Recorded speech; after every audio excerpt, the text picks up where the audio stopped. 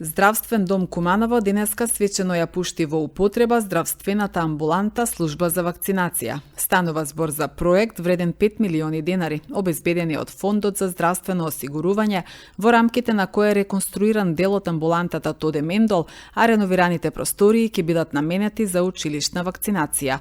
На свеченото отворање на службата за вакцинација присуствуваа министерот за здравство Азир Алију и директорот на Фондот за здравствено осигурување Сашо Клековски. Денес е посебен ден за здравството во Куманово. Ние реновиравме приземјето на ова зграда од 250 метри квадратни за училишната вакцинација. Овој проект е во вредност од 5 милиони денари.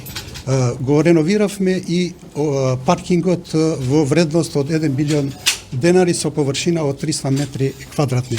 Овие средства се обезбедени од буџетот од Фондот за здравствено осигурување. Денеска сме во една од најзначајните институции во здравствениот систем, а тоа се институциите кои што придонесуваат кон имунизација на младите и на населението во државата. Јас секогаш велам дека здравството не треба само да лечи, туку исто така и да превенира, бидејќи и поздраво и поевтино е кога превенираме, и тие програми веќе ни се во фокус како Министерство за здравство.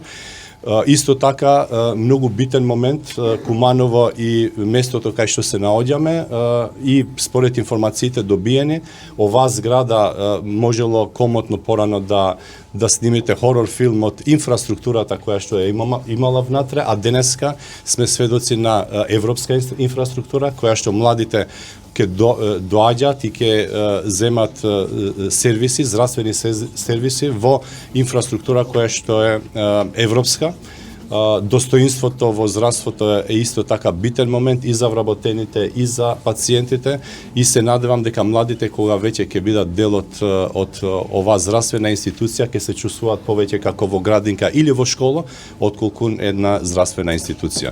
Ние како влада и како држава внесуваме и трошиме енергија за превенција на населението, но исто така за креирање на инфраструктура која што ќе дава резултати и здравствени услуги во реално време. Затоа еве при крај е проектот 100 амбулантски возила кои што веќе ќе бидат дополнителна вредност во таа инфраструктура и нудење на сервиси во реално време.